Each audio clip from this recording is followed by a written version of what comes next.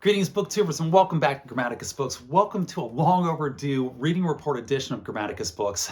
I've been reading a number of books and I've been doing individual videos on them, but in the meantime, I've had all these other books stack up on me, and I need to do a reading report in order to catch up on them. And I've got 4 books I'm going to review here today. And there will be some minor spoilers, so you've been warned, but no major spoilers, just some minor ones, excuse me. So I'm going to go ahead and jump right into it. It's late. I'm shooting this video late at night, and that's usually a very bad thing for me. I have trouble getting the brain neurons to connect late at night, so hopefully I can string words together without stumbling all over them. But we'll see how it goes because I gotta get this video up. So the first book that I read this one actually a couple of weeks ago, and it is the Holmes Dracula File by Fred Saberhagen, copyright 1978. Now, Michael K. Vaughan over on his great channel, he recently read this book and did a review on it as well.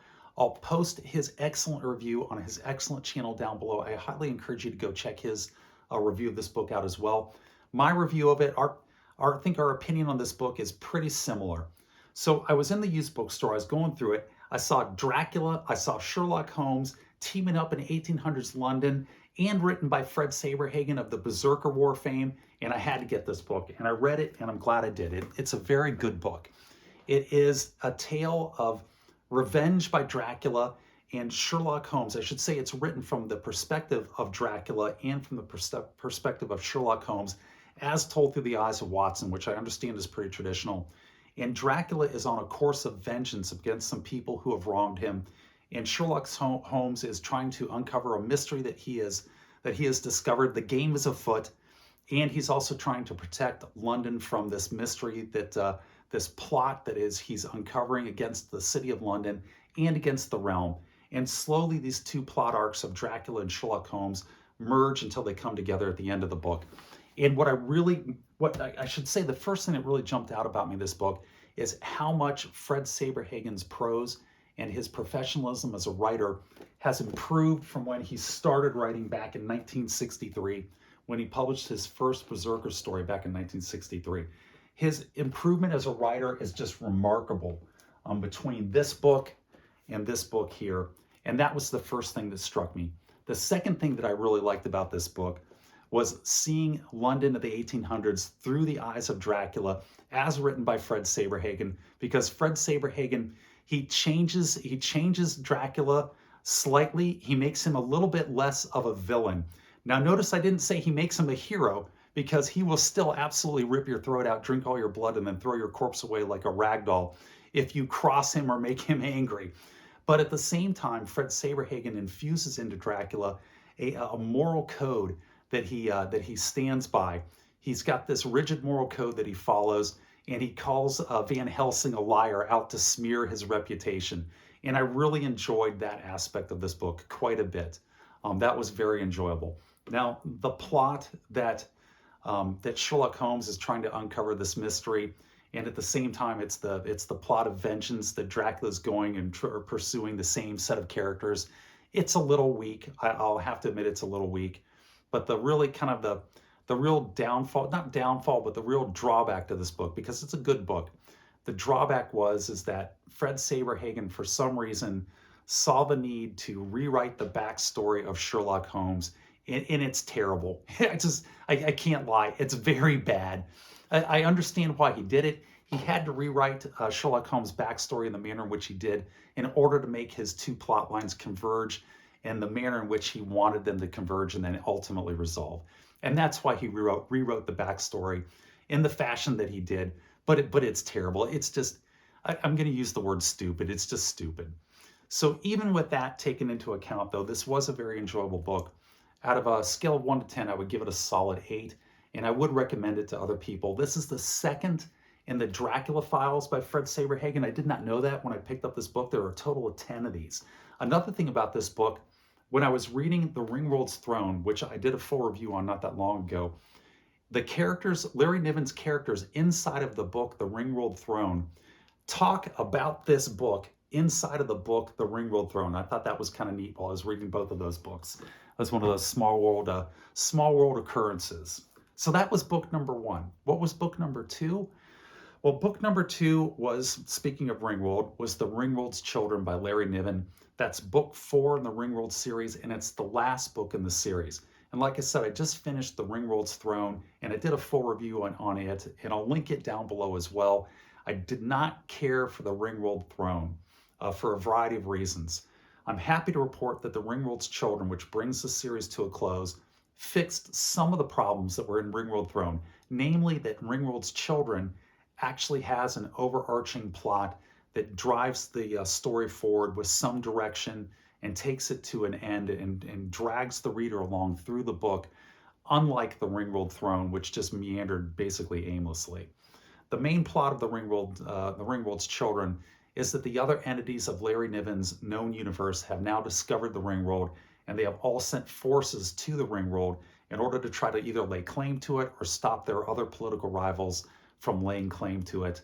And Louis Wu, the main character, along with Acolyte, the son of Chimie the Kzinti warrior, and several other characters that have been developed over the course of the series, are now actively engaged in trying to stop this Ringworld war that they call the Fringe War from breaking out. And that is essentially the story of the Ringworld's Children. I will say this, I would give it, overall on a scale of 1 to 10, I would give the Ringworld's Children a 6 or a 6.5. But I will say this, the final paragraph of that book I thought was excellent. I really liked the final paragraph of it. I thought it was a brilliant final paragraph to bring the series to a close. If I'm going to rank all 4 books in the series, the first one, Ringworld by Larry Niven, is excellent. I give it a 9 out of 10. It's one of those classics of vintage science fiction. If you like vintage science fiction, it's one of the must-reads. You really need to read Ringworld if you're a vintage science fiction fan. Ringworld Engineers, which came second about 10 years later, I give it a solid 8. It fixes some of the structural instabilities that got written into Ringworld by Larry Niven, and it's a decent book. The Ringworld's Throne, that was another 10 years after that, roughly, is not a very good book. I would give it a 5 out of 10.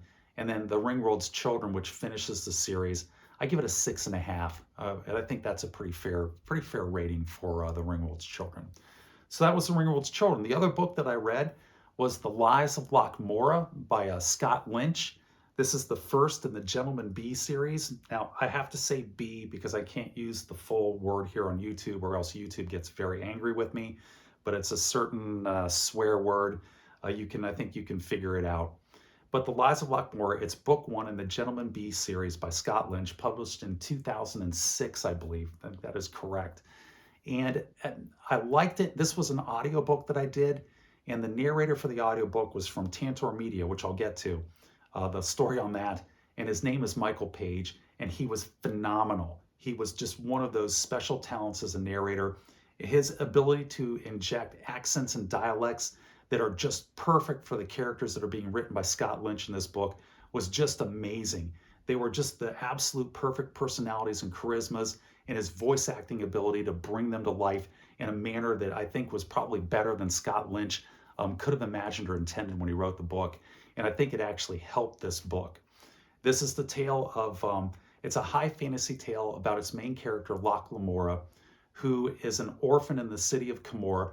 Think medieval Venice, like a high fantasy medieval Venice, and you're pretty close to the city of Camorra, where this book takes place.